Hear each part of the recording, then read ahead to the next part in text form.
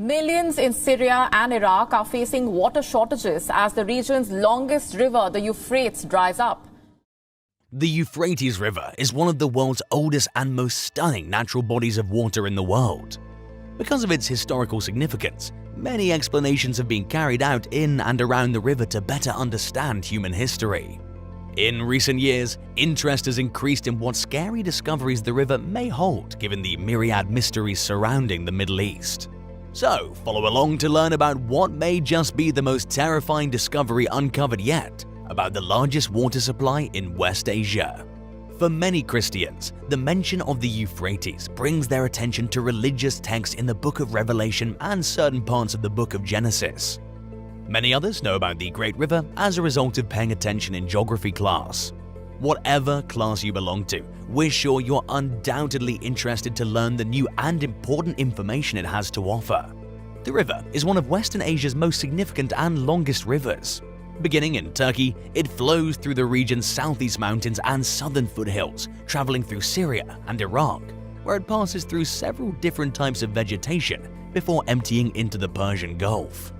Patches of the ancient vegetation still exist in the Euphrates basin, even though centuries of human habitation and activities have severely ruined the terrain.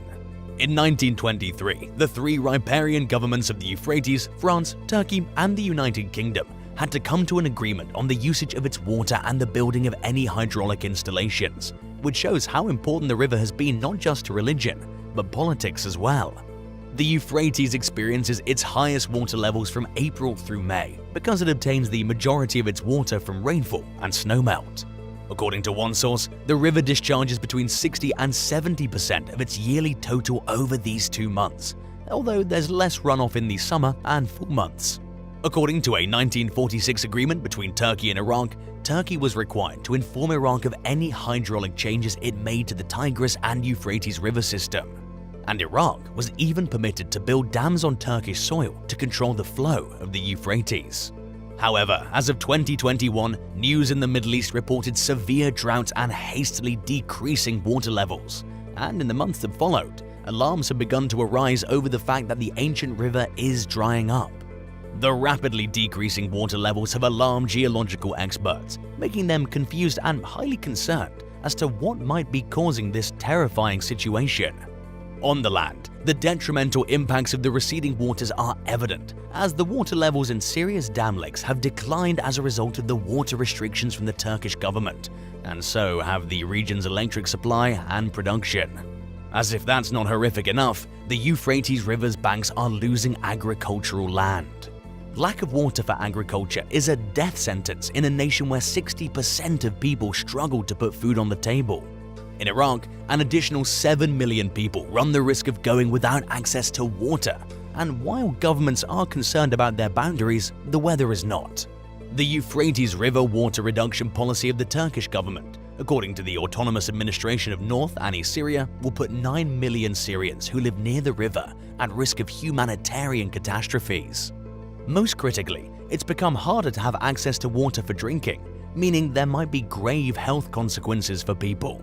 The United Nations has also warned that the Mediterranean will experience increasingly devastating heat waves. Syria is one of the nations with the highest risk according to the Global Climate Risk Index, which claims that even Lake Assad suffers as a result of this pattern.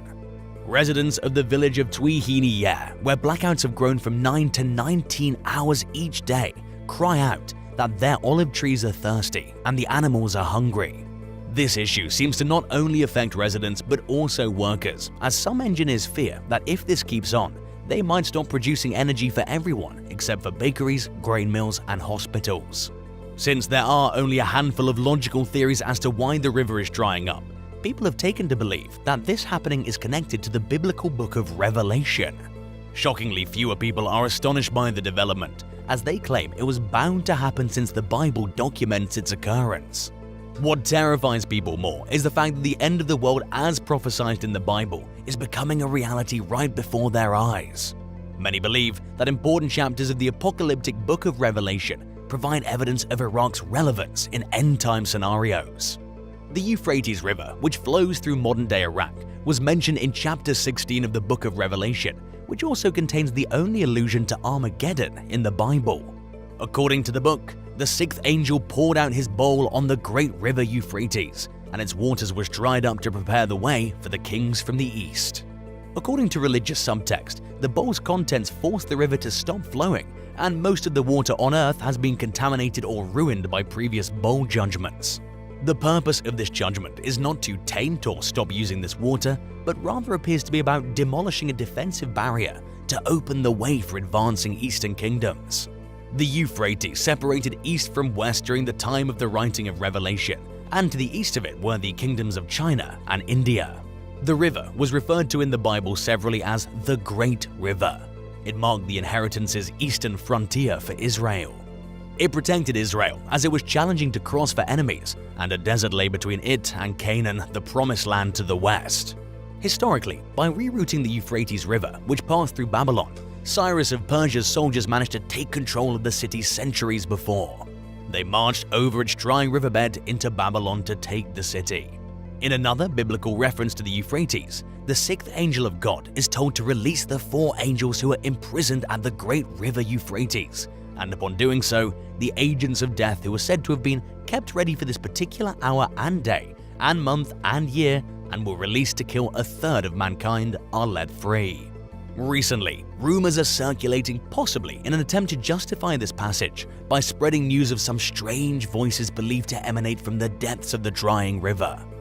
This has further reinforced people's beliefs that these events taking place right now are a sign of Christ's second coming to conquer his enemies and establish his heavenly kingdom. However, the New Testament professor at Wesley Theological Seminary in Washington, D.C., Craig Hill, is one of many biblical scholars who complain that end-time interpreters twist the Bible to support their viewpoints.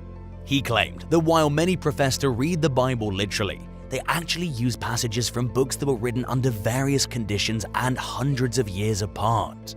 One of the most well-known end-time books, Ezekiel, was penned in the 6th century BC by a Judean priest who was exiled to Babylon and had dreams of the restoration of the temple and the return of the Jews to Israel.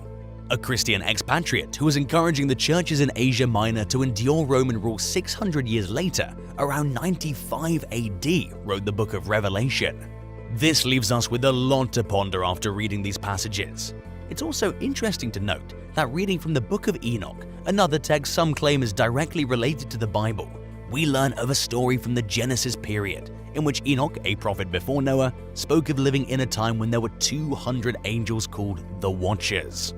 Their sole duty was to watch over creation, and one day they looked upon human women, either through the influence of the fallen angel Lucifer or through other means. Born out of the union were giants.